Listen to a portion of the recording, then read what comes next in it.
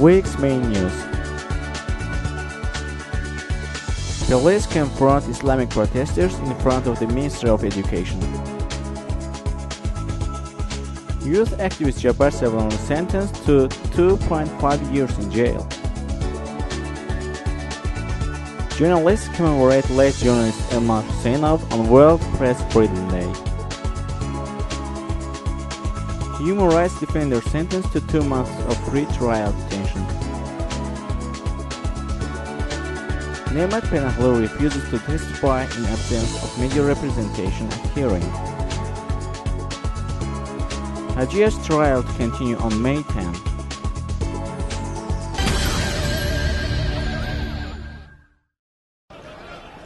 An estimated several hundred people rallied in front of the Ministry of Education today, protesting against the recently implemented ban on wearing hijabs in schools.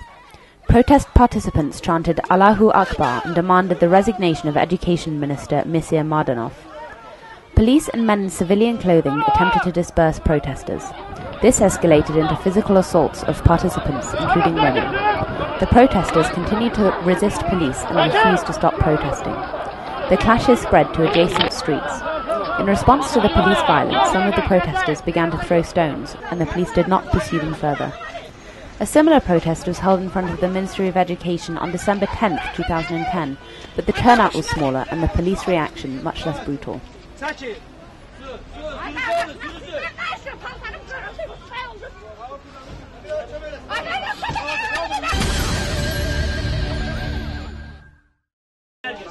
On May 4th, the Sumgayit City Court heard the criminal case launched against APFP youth member Jabbar Savlanlı, who was charged with drug possession.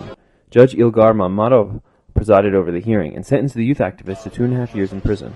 Many of Savlanlı's supporters tried to attend, along with media and embassy representatives outside the court building. However, they were told that the courtroom was too small, and the judge made an additional request that the media representatives be refused entry. After the break, several journalists were permitted entry. Savlanlı tried to ask a question from the state plaintiff, who put forward the motion for his sentence, but the judge told him that he was not allowed to do so.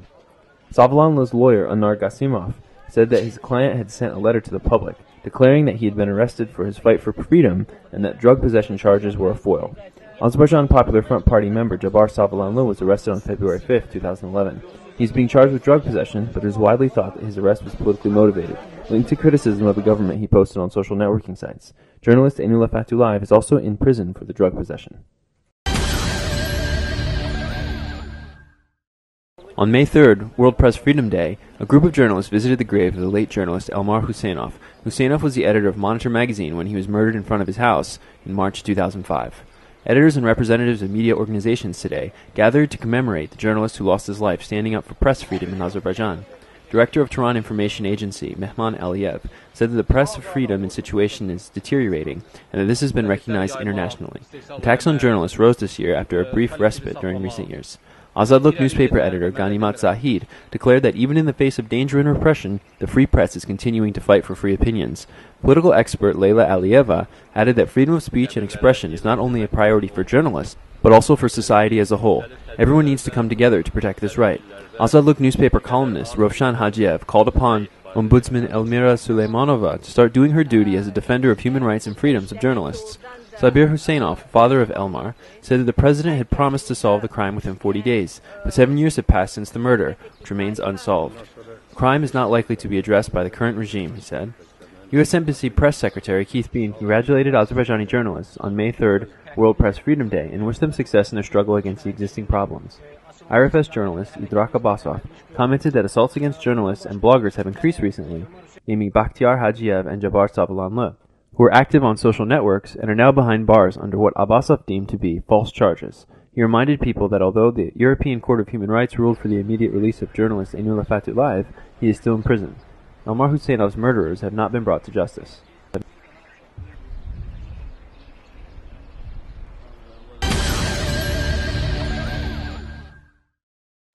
Human rights defender Vidadi Iskandarov has been sentenced to 2 months of pretrial detention as he awaits trial for charges placed in November of last year, which accused him of interference in the parliamentary elections. An appeal was filed against the decision, reported Iskandarov's attorney, Akif Alizadeh. Iskandarov was transferred from the Baku City General Police Office temporary detention prison to Baku Investigative Prison. Vidadi Iskandarov has stated that he is not pleading guilty to the charge brought against him. He spoke with Television News about the developments in the country during the parliamentary elections and the illegal activities of the General Prosecutor's Office. Following this, the Investigation Office for Serious Crimes launched a criminal case against him for interfering with the voting process, said the lawyer. Vidadi Iskandarov ran in the November 2010 parliamentary elections as a candidate from Agdash, Goychai election constituency number 89. Human rights defender Vidadi Iskandarov was arrested during the April 17, 2011 opposition protest in Sahil Park. He was subsequently sentenced to 15 days of administrative detention.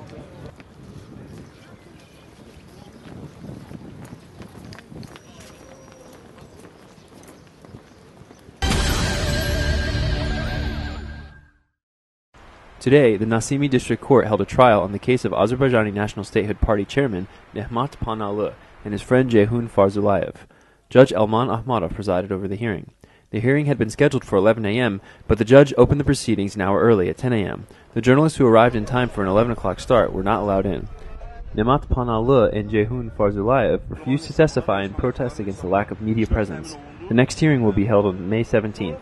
Nehmat Panalı and Farzulayev were arrested on a charge brought by Eldar Razayev for hooliganism committed with a weapon. The Baku Appeals Court upheld the charge. If he is found guilty, Panalı could face 5 years in prison.